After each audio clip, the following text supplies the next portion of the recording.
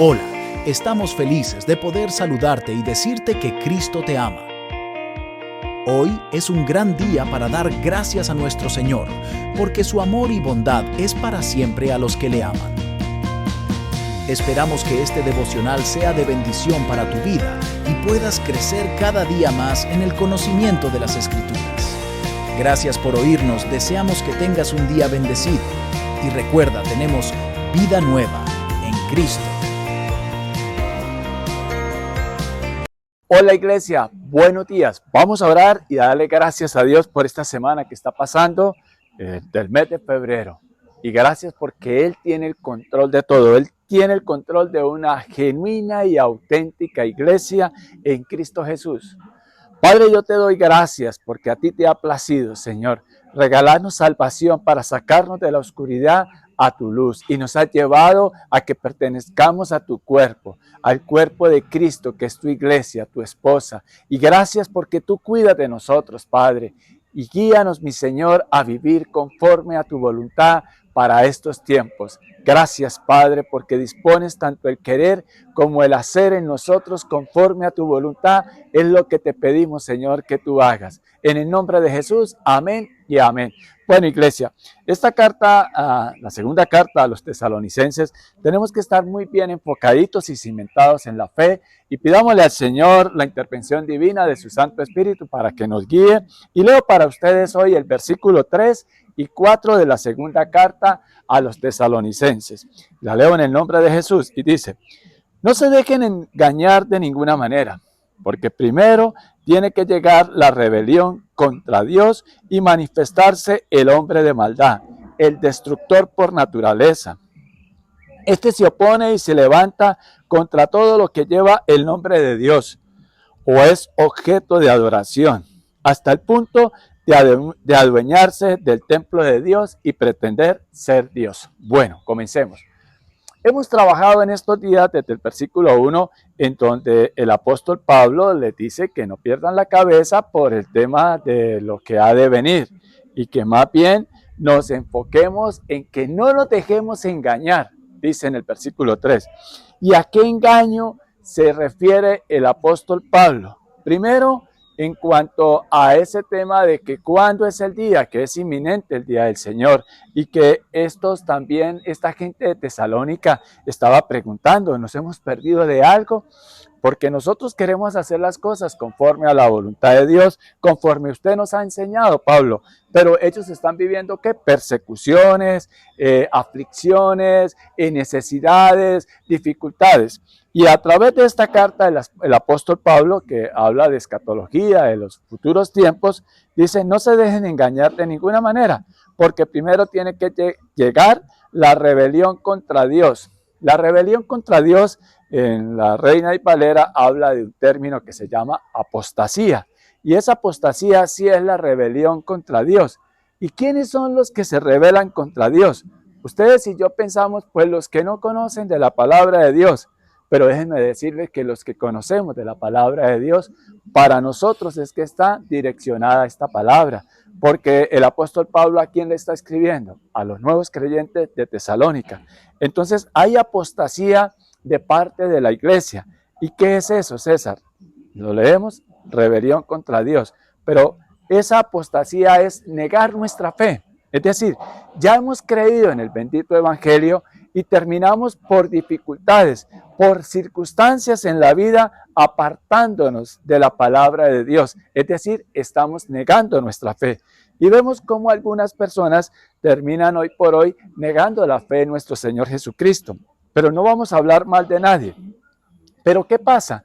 Cuando ustedes y yo también negamos nuestra fe, ¿cuándo? Cuando el Señor dice, por ejemplo, los borrachos no heredarán el reino de Dios. Y tú y yo todavía estemos emborrachándonos. Usted dice, bueno, gloria a Dios que yo no me emborracho.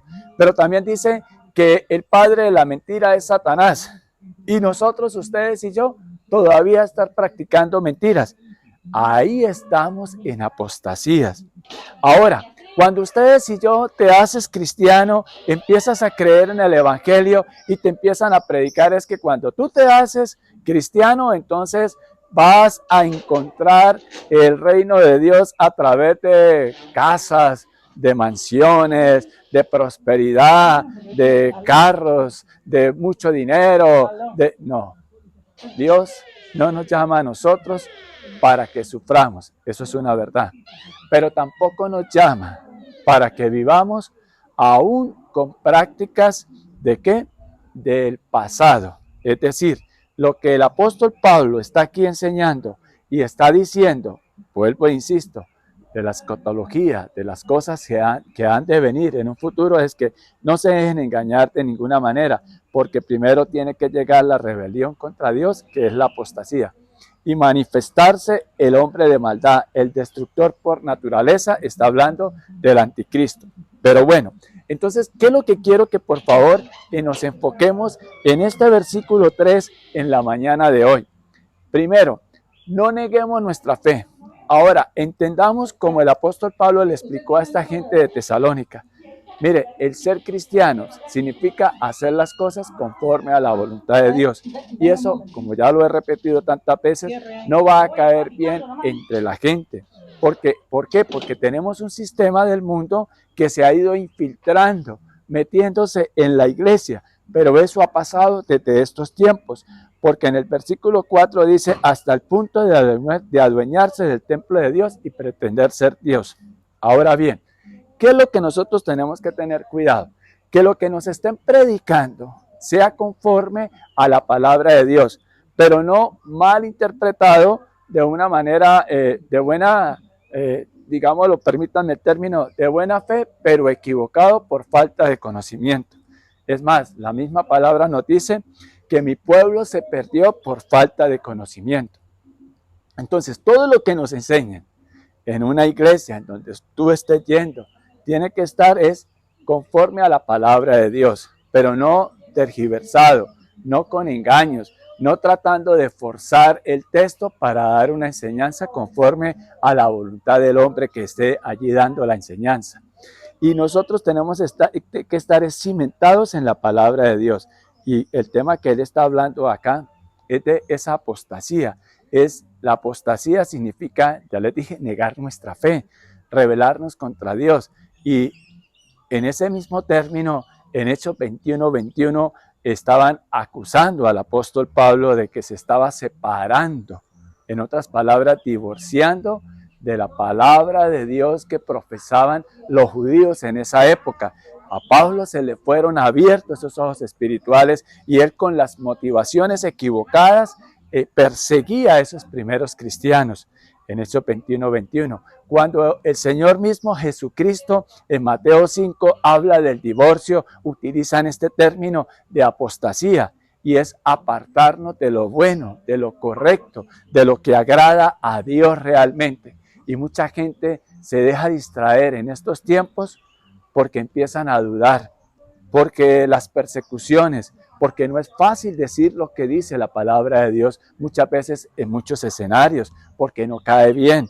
Con toda esta cantidad, hoy en día, permítanme aterrizar esta palabra que trasciende en el tiempo para nuestros días. Hoy en día tenemos un montón de ideologías, hoy en día un montón de conceptos, pero yo quiero que también ustedes pueden verlo allí en Jueces 21, en esa época de los jueces, que todo el mundo hacía conforme a su voluntad, y para ellos, conforme a su voluntad, estaban en lo correcto. Entonces, permítanme enfocar hoy esta palabra de Dios de segunda carta a los tesalonicenses, el versículo 3, de que tengamos cuenta esta palabra de apostasía, es negar nuestra fe. Esta palabra es para nosotros los creyentes. Muchas veces nosotros terminamos acomodándonos a la voluntad de otras personas, a la voluntad de un sistema para no tener inconvenientes con nadie. Mejor yo no digo nada, mejor me quedo callado y que sea el Espíritu Santo revelándoles. Pero ¿cómo les va a revelar el Espíritu Santo? Como dijo aquel etíope a Felipe, le dijo que Felipe, guiado por el Espíritu Santo, llegó allá donde estaba el etíope y le dijo, ¿tú sí estás entendiendo lo que estás leyendo? Y el etíope le dijo, ¿y cómo voy a entender si no hay quien me lo explique? Y Felipe le explicó, hoy en día cada uno de nosotros debemos ser esos proclamadores de la palabra de Dios conforme Dios la reveló. Pero tenemos que prepararnos, tenemos que estudiarlo. Pero permítanme, vuelvo y les digo, enfocarnos hoy, no vivamos ningún engaño en nuestra vida. Es decir, no vivamos conforme a la voluntad de tu propia naturaleza pecaminosa o de la propia de cada uno. De que no sigamos viviendo conforme al sistema del mundo. El cristianismo no es sufrimiento, pero el cristianismo tampoco es casa, carro y beca. Es un equilibrio lo que el Señor nos enseña en su palabra, de que vivamos conforme a la voluntad de Él. Y permítame proponerles que cada día vivamos como sea el último en nuestra tierra. Nosotros no sabemos cuándo Dios nos llame a su presencia o cuándo venga Él por segunda vez. Pero lo que nos enseña esta palabra, este capítulo, esta carta a Tesalonicenses, es que el Señor va a venir por segunda vez. Va a haber un rapto en el cielo de su iglesia. ¿Recuerdan el evento cuando el Señor quiso liberar a su pueblo Israel de Egipto? ¿Lo recuerdan? Está en Génesis. ¿Y qué hizo el Señor? Vino juicio contra Egipto. Y en Egipto representa el mundo. Es decir, allí había en Egipto, que era la gran nación de la época, y habían gente de todas las naciones allí en Egipto. Y cuando el Señor quiso liberar a su pueblo Israel, le vino juicio contra el faraón, y eso implicó de que su gente también sufrió. Entonces vino esas plagas, pero las plagas no fueron para los hijos de Dios, para su pueblo Israel. El Señor los protegió. Entonces el Señor ha tenido paciencia y Él viene por su iglesia y Él está esperando que más personas podamos recibir esa gracia de salvación, ese regalo de salvación de Él, que yo repito, no es ningún mérito por buenas obras. La salvación no es por buenas obras, la salvación es por gracia de Dios, pero Él quiere un día llevarse a su iglesia y Él viene por una iglesia santa, sin mancha y sin arruga. Él no viene por una iglesia conformada por miembros de muchos ricos, dueños de naciones, dueños de muchas tierras, dueños de muchas propiedades, ni viene por gente que ha hecho muy buenas obras, en un sentido, ayudando a muchos necesitados, que hay que hacerlas, pero llevando una vida conforme a la voluntad de Él, conforme a la voluntad del sistema, y cuando digo de Él, es de la persona propia,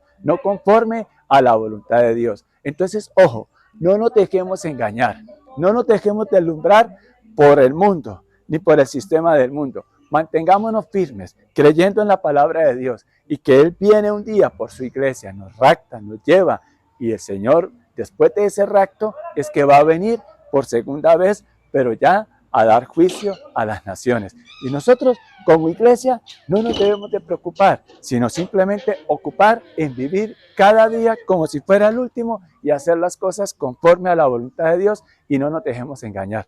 Las mentiras no son de Dios, las trampas no son de Dios. Nomás estoy colocando ejemplos sencillitos, pero que sea el Espíritu Santo quien nos ilumine y que te regale a través de esta palabra en qué te estás dejando engañar hoy o en qué me estoy dejando engañar hoy, y corrijamos y hagamos las cosas conforme a la voluntad de Dios. Vamos a orar y a darle gracias a Dios. Padre, yo te doy gracias por tu palabra. Y gracias porque sabemos que tú prometes que un día tú vienes por tu iglesia, pero también sabemos que un día tú vienes por segunda vez a dar juicio a las naciones. Y Señor, oramos para que cada día sean más las personas alcanzadas por tu gracia. Y gracias por la paciencia que tú has tenido con cada uno de nosotros y por la humanidad, porque aún no has venido, Señor. Pero gracias, Señor, porque lo que tú quieres es regalar salvación a más y más, y que nadie se pierda, porque de tal manera tú amaste al mundo que diste a tu Hijo amado a dar la vida por nosotros. Pero entendemos nosotros como creyentes que en esa segunda venida tú ya no vienes a dar salvación, sino a hacer juicio, a pedir cuentas a cada persona que se encuentre en esa segunda venida tuya en esta tierra. Y gracias porque tú vienes es por tu iglesia, y tú no vas a permitir que tu esposa vaya a pasar por todas esas tribulaciones que están escritas en tu palabra. Nuestra fe está en que tú cuidas de nosotros, y te rogamos, Señor, que nosotros vayamos siendo transformados cada día conforme a tu voluntad, para que en verdad, cuando tú nos llames a tu presencia o vengas por tu iglesia, nosotros de verdad seamos genuinos y sinceros creyentes, que sea Cristo gobernando, mi Señor y mi Salvador, en nuestras mentes, en nuestros corazones y podamos contemplar la luz, la gloria tuya por la eternidad. En el nombre de Jesús, Padre, te lo rogamos. Amén y amén. Buen reto para hoy, iglesia. No nos dejemos engañar ni sigamos viviendo en un engaño. Y pidámosle a Dios que sea Él quien nos dirija en su verdad. Esperamos que la palabra haya sido de bendición para tu vida. Muchas gracias por oírnos. Te invitamos a nuestra congregación todos los domingos a las 10 de la mañana. El Señor Jesús les bendiga.